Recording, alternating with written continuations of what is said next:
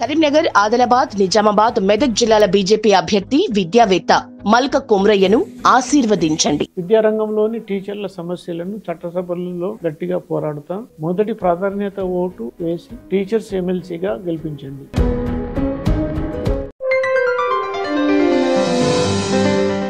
నమస్తే, welcome to ATV.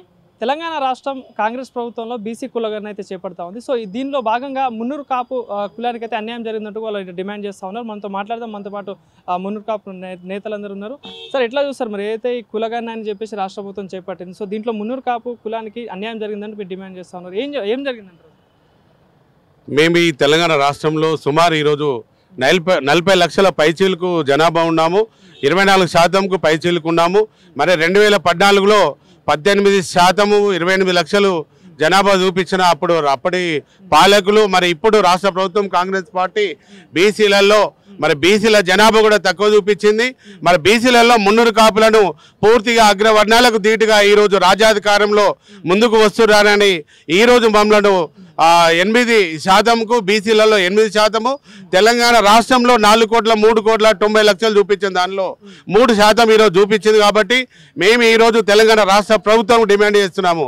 మా మున్నూరు కాపులది బీసీలలో మున్నూరు కాపులు మళ్ళీ రీసర్వే చేసి మా సర్వే మొత్తం బయట పెట్టాలి. మాకు అన్యాయం చేస్తున్నారు. ఈరోజు రాజ్యాధికారంలో కూడా 43 మంది రెడ్డి కులస్తులు, మరి మంత్రులు, ముఖ్యమంత్రులంతా మీరే ఉన్నారు. మా మున్నూరు కాపులకు ఇక్కడ ప్రాధాన్యత లేదు, ఒక మంత్రి పదవి లేదు. ఈరోజు నామినేటర్లలో కూడా మాకు అన్యాయం జరిగింది. ఈరోజు మా కార్పొరేషన్ ఇస్తామని సొసైటీ పెట్టి ఇప్పటి వరకు 1 సంవత్సరమైనా కూడా మాకు ఏమి ఇవ్వలే.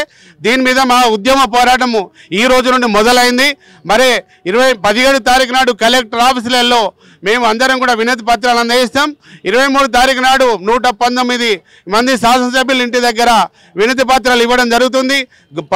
రాష్ట్ర ప్రభుత్వం దిగిరానట్టయితే తప్పకుండా మేము 10 లక్షల మందితో మా బల నిరూపణ హైదరాబాద్ నగర నడిబొట్టున చేయాలని ఈరోజు మా మున్నూరు కాపు ఐక్య వేదిక ద్వారా నేను తెలియజేస్తున్నాను.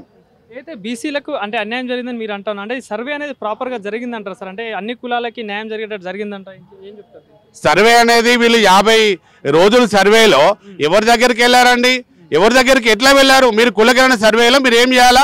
ప్రతి ఇంటికి వెళ్ళి కులంలో మీ ఇంట్లో ఎంతమంది ఉన్నారు, ఏ కులం అనేది అడగాల. మీరు అందరి దగ్గరకు పోయి మీ ఆస్తులు, మీ బ్యాంక్ అకౌంట్లు, మీ పాన్ కార్డులు, బ్యాంక్ నెంబర్లు ఇవ్వమంటే ఎవరు ఇస్తారు? అసలు అయితే దానికి భయపడి ఎవరు కూడా ముందుకు రాలే, ఎవరు కూడా చేయలేదు. వీళ్ళు కూడా ఇంటి దగ్గరకు ఒక స్లిప్ అతుకు పెట్టినారు. తర్వాత మేము దాన్ని చూపించేసి మొత్తం అయిపోయిందని ఆ పాత లెక్కల ప్రకారం కూర్చుండి ఈరోజు మరి ఉత్తమ్ కుమార్ రెడ్డి గారైనా, జానారెడ్డి గారైనా వీళ్ళందరూ కూడా సబ్ కమిటీ బీసీలలో బీసీ కమిటీ కమిషన్ మన నిరంజన్ గారు ఉన్నా కూడా వాళ్ళందరూ పక్కకు పెట్టి సందీప్ సుల్తాన్ ఆయన బీహార్, ఆయనకి ఎక్కడ తెలుస్తుందండి? వీరు ఇచ్చిన లెక్కలు వీళ్ళు దాన్ని బయట పెట్టి మన బీసీలకు ఈరోజు 4 కోట్ల మంది, 20 లక్షల మంది ఉన్న బీసీ జనాభా ఎక్కడ చనిపోయినారు? కరోనాలో కూడా ఇక్కడ చనిపోలేదే. మరి ఇక్కడ ఉపాధి లేక గల్పు దేశాలు వెళ్ళిపోలేదే. అందరూ బీసీలను అన్యాయం చేస్తూ బీసీలలో మొట్టమొదటిగా రాజ్యాధికారంలో వచ్చే ఈ మున్నూరు కాపులను అనగదొక్కడానికి మా ప్రయత్నం వాళ్ళు ప్రయత్నం చేశారు. దీన్ని రాష్ట్ర ప్రభుత్వం చేసిన కులగణన సర్వేను ఖండిస్తున్నాము.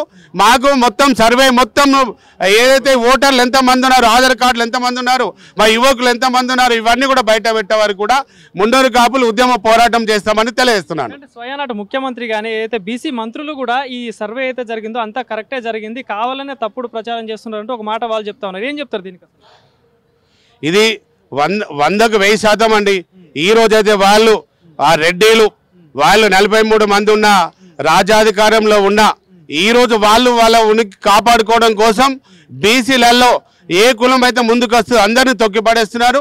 దానిలో మా మున్నూరు కాపులను మాత్రం అన్యాయం చేసి ఆత్మగౌరవాన్ని దెబ్బతీసేందుకు పెద్ద కుట్ర జరిగిందని నేను తెలియజేస్తున్నాను. ఒక రాష్ట్ర అధ్యక్షులు డాక్టర్ కొండదేవయ్య పటేల్ ఈరోజు వెల్పూర్ శ్రీనివాసరావు, సౌత్ ఇండియన్ కాపు అసోసియేషన్ జనరల్ సెక్రటరీ.